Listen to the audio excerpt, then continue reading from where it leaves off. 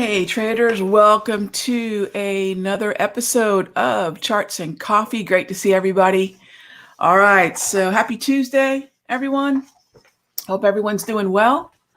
And let's kick this off with a quick reminder. This should be very interesting considering all the shenanigans that have gone down with hedge funds and who's short what and who's long what, because in the next day or so, we're going to have the hedge fund filings coming out. That can be a market mover from time to time. So heads up for that. You can find that data. It's publicly available. So you can check that out. I am quite interested in what some of these positions are going to be. Of course, we've got a lot of things that are going to be moving the market, most of which is how much and when is this stimulus package going to hit. The markets continue to basically front run that. And that's what the markets do. They're a discounting mechanism. They determine what could move the market. They assume what the result is going to be, and then they just discount or basically front run the that notion, which is, by the way, buy the rumor, sell the news. So great to see everybody. Got a few questions here right off the bat, and that would be Chewy. Sure. Hey there, Hunter. What are my thoughts on Chewy? And Chewy, I know Danielle's been all over Chewy, and you mentioned this is one of Sam's. Yeah, I think it's interesting because I think when you look at what markets, what symbols are in play, a lot of us are going to be looking at some of the same things because a market on the move is going to register on a lot of different meters, whether you're a breakout trader, whether you're a trend trader, whether you're waiting for retracements, whatever it is. I think a lot of the same markets are going to end up on pinging away on a lot of our radars. So with that being said, this is a double green market. Clearly this is a trending market that works for pullbacks. And so, I think the most important thing to sort of point out here, and let me get my drawing tool up here. All right, check this out. So right in here and right in here, right, those two places specifically, those are pullbacks within the context of, take a look down in here, a double green market in Chewy, meaning that the trend has the likelihood to have the path of least resistance to the upside. And that's really what we're looking for more often than not. That's a high probability play. So where this sits now, right in here, right, where that sits now, for me, is not as useful, right? If for those of you that know how I like to enter the market. So this right here, moving lower, I'm going to get down in somewhere around here, whether that's a VWAP, whether that's a volume level. I'm sort of looking in this area around there for price, moving average, some nice volume support. But definitely I like the long side of that trade. All right, so, and if you got in last week, again, depending on what day and what kind of momentum you were capitalizing on, I love it. That's a great setup, straight up, great setup. So just be aware that previous swing highs are going to be in play. And so targets are not about making a brand new high, at least not for the first target. Initial targets are about some of those recent swing highs. What do I think about Merck?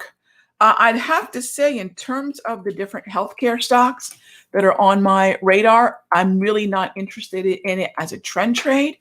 But for those of you that are looking at, well, let's talk about swing lows for a moment. And let's talk about overbought and oversold markets. That's the conversation we're having here. It's an overbought, oversold market conversation. We have some nice Darvis levels in this area. And sure, it's hard not to say that if you can get a slow stochastic, if you can get a ready aim fire confirmation that this isn't a buy zone, and what you really want to see is the XLV, right? So keeping an eye on the S&P is fine. Weighting of healthcare in the S&P is significant. But really what you want to focus on in this environment would be, is XLV moving higher? Now, this is not a relative outperformer in XLV, but if the tide starts to move higher, it should carry a stock like Merck with it. Now, I would say that also keep an eye on other heavily weighted stocks within the XLV that are relative outperformers, like Johnson and Johnson. Okay. Thanks for the question. Great question. And, Merck's been one that I've been getting a lot of questions about. Okay. Oh, yeah. What are we rocking today? We've got the Viking Valhalla mug, of course. The mug is just as much fun as the coffee. And this thing, I love this mug. It's darn near as big as my head. And we're rocking the Death Wish medium roast. I got a medium roast, not quite as charred as that dark roast that they're known for, but pretty darn nice. Okay, so let's tackle some more questions here. All right, so thanks for that, Elliot. And Bill R. say, oh yeah, right. I know Mandalorian wrapped up. It's on hiatus. And but yeah, I gotta love the Yoda. Yoda is awesome every day of the year. That is the truth. Okay, so yeah, hey there, James. No, I think that's a good question. Hey there, James. How you doing? This might be more of a question for the room. No worries, James. Again, yeah, if you have questions about some of the symbols that we have on our watch list for sector secrets, for sure, feel free to throw them in there. But I think this would help everybody. So thanks for the question. I was wondering, how do we readjust our entries on those symbols, on those tickers when the market pulls away? So we recalibrate. There's two things we'll always do. And I don't know if you've got a particular symbol in mind.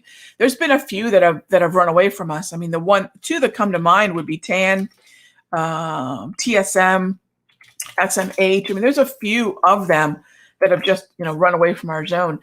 And so two things, it's pretty simple. Is the underlying environment still valid for the strategy? Maybe not the levels, but for the strategy that we are using. And two, so mostly it's going to be ratcheting higher, right? What are the new levels from which we would enter? So the first, though, the most important is that strategy still a valid strategy to use looking at the market now with fresh eyes? Okay, so thanks for that. Hey there, Stephen. Let's see. Hey there, how are you? I survived my birthday celebration yesterday. What level are you? What level? We don't talk about age. What level? See, I think if we talk in levels, it's way cooler. I'm gonna be level 50 this year, which is a pretty good level. So currently at level 49. Happy birthday. Happy birthday, Stephen. You survived it. Yeah, it's a good thing to, I don't know what you were doing for your birthday celebration, though. You can tell us about that in the chat room. All right. Is Qualcomm good to go? Well, take a look. Negative Ghost Rider. And this would be more of a conversation that's more like the Merck conversation, Stephen, where this is no longer a trending market, although respect the trend that was, identify the oversold zones. Here's the overall range, and then identify where we could be seeing support. It looks to be right down here at the bottom of the range.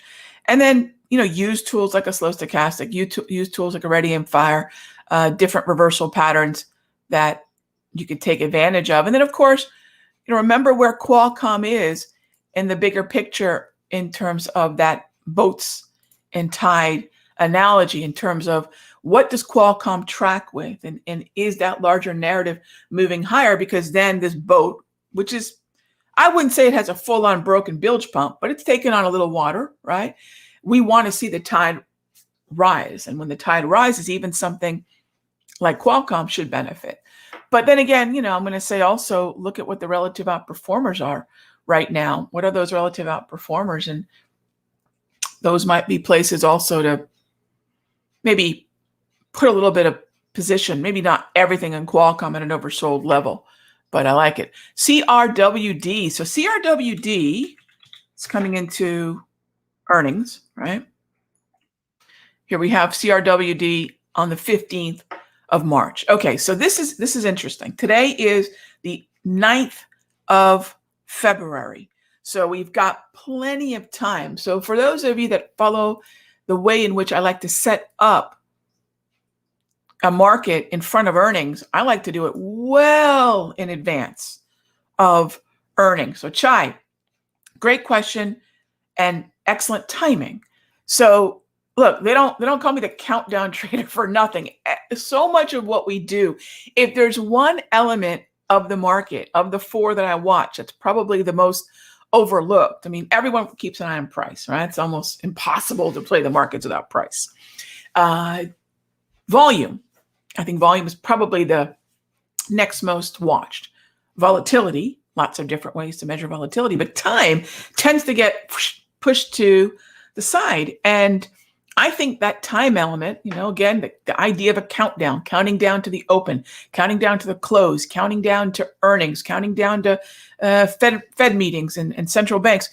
I think that if we keep that sort of countdown mindset, countdown to economic events, we'll get a better idea of timing. I think we talk about timing and time when in reality, it's usually a countdown to something.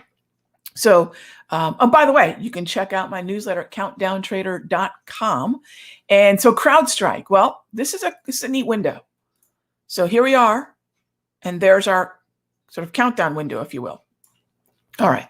So yes, I absolutely am fine in this window to be looking at long positions, right? This is the expectation here would be this rally, this continuation of the double green trend to earnings. I am seldom, I mean, rare is really the better word to use. I'm seldom in the market at earnings, meaning I'll play I'll play post, I'll play after, but I will not play through. To me, that's sort of a scratch off ticket approach. It's very binary. That's fine as long as you know what you're getting into. But that window that we have right now, an excellent timing, Chai. Excellent. You are now officially a countdown trader. I love it. That's what we want to see. A lot of times people ask about earnings right in front of earnings, 2 days, 3 days, the week up, and where you're at right now, where you're thinking forward, thinking, weeks ahead. I love it. I cannot say enough. Your timing is spot on in terms of thinking about, all right, we're freshly double green again.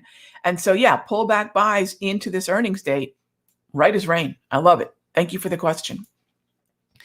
All right, next up is, what are my takes on XLRE and NEO? All right, XLRE.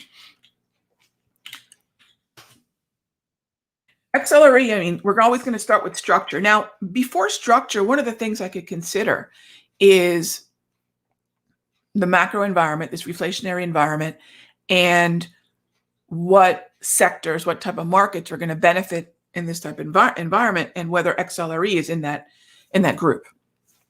After that, and remember, macro is not timing. It's really more of a watch list. It's more about looking at the weather, trying to figure out what you're going to wear. It's not a timing element. Really, macro is not really part of a countdown type mentality.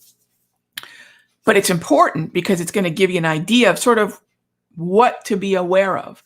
So after that process, then, and again, I love the fact that, take a look on the reading, the structure of this market. Again, when I refer to double green, what is that? It's a reading of 4 exponential moving averages and their relationship to each other. So 8, 13, 21, 34. By the way, this is the 34 EMA wave, these 3 lines right in here. So those are the moving averages that I use. And if I can get a pullback in this environment, I'd like to see that the double green is a little bit steadier. I mean, this is brand new, but it's a viable market because while it's pretty freshly looking like a trend, if I step out a little bit more and look at, well, how did we get here? It's ugly, but it was sort of grinding higher. So I would be bullish, but I wouldn't be in any rush. Okay, but I would be bullish. The second question, and I have no exposure in XLRE right now. NEO, I do. So all my cards on the table, we did buy some NEO or long NEO in the Sector Secrets room. And again, let me zoom in here for a moment. All right. we got to talk about specific candles. Candles like this are what I'm looking for. Even candles like these.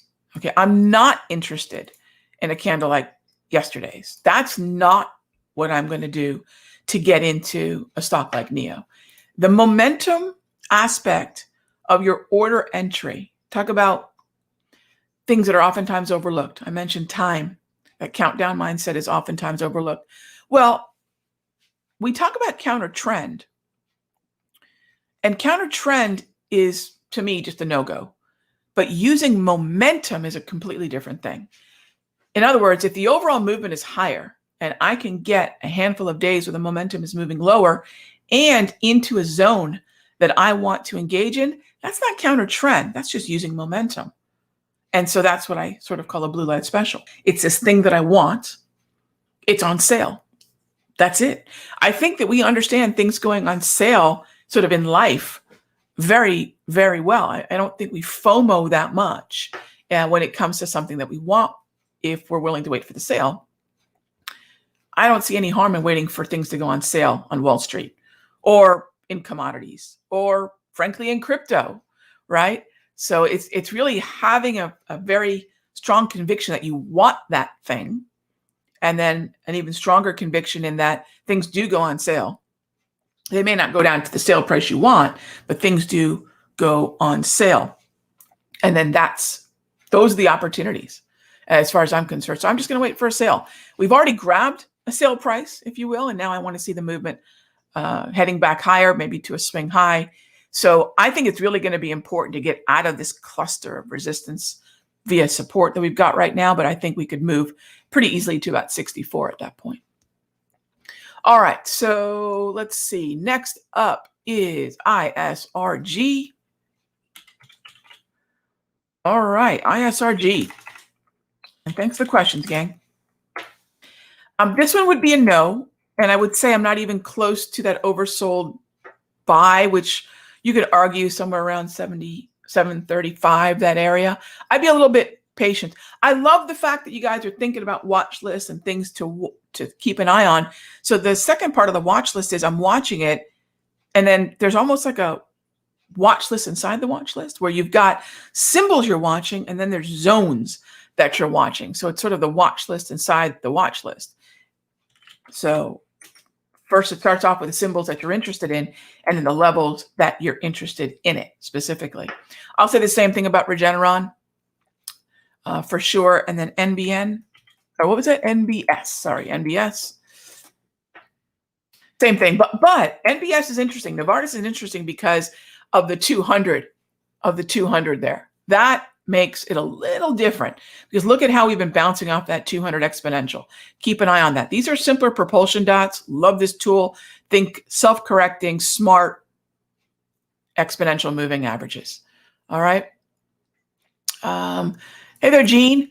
One of the few trades that has made sense for me has been SMH. I concur. I mean, when you think about tech, which does well in a reflationary environment, and just the flat out butt-kicking outperformance of semiconductors, I'm with you. This has been a narrative that we've been on for months, and certainly the last few days, you can clearly see that even when the market rolled over, just how much support there was at the wave, and then it's the resumption. So I don't want to get into so we have just a minute here. Let me mention this because I was thinking about this last night. It actually woke me up from my sleep, and I actually woke me up from my sleep. I keep my phone on airplane mode at night, or I'll have a little notepad. And this is what I wrote down. This is what I wrote down. Can you guys see that? I don't know if that's coming through. When you root for people and things, you will see more opportunity. When you root for people and things, you will see more opportunity. I tend to have, because I've been at this game for 3 decades plus, sometimes I can have a little bit of a, oh my gosh, the Fed's manipulating the market, we're going to crash, right? It's easy for those negative thoughts to come in. I think that's the lizard brain. I think that's that lizard brain, right? And so kind of the fear part of our brain, but it's harder to program for, especially if you've seen shenanigans through the decades of being at this game. And it is a game, gang. There's a winner, there's a loser. It's a zero-sum game, trading. Not that we don't take it any less seriously, but it is a game. So if I treat it as a sport, if I treat it as a game, then I realize there's a winner and loser. And I think the winners tend to be the ones who keep a more optimistic attitude. So with that being said, not that in any way you're being pessimistic, you're being somewhat realistic, but this market doesn't live in the real world. It lives in the Federal Reserve's world. So I don't think that in the context of an uptrend, anything is overpriced, right? It could be parabolic. It could be at a vulnerable part of the trend, but keep the bullish bias in mind. Don't let all the folks whose job it is to get on television or to sell some fear-mongering newsletter, because they're never going to say, well, things are really, really good. You know who's an absolute optimist, and I've been watching a lot of interviews with her? Cathie Wood. And she kicked butt last year. So I will tell you, it doesn't come naturally to me. That does not come naturally to me. But I would say I'm less concerned about things being overpriced, and I'm more optimistic about this trend pulling back. So remember, sometimes the most bullish thing you can be is a near-term bear, just a short-term, near-term bear. I'm going to leave you guys with that. I'll see you all tomorrow morning, 9 a.m., same time, same station. Be good to each other, gang. And thank you so much for being part of the Charts and Coffee crew. I'm going to head on over to the futures room right now. I'll see you all later on. I'll be in the options room this Friday for the midday session, and I'll see my Sector Secrets folks later on. And check out the countdowntrader.com newsletter. And tomorrow morning, 9 a.m., coffee. Take care.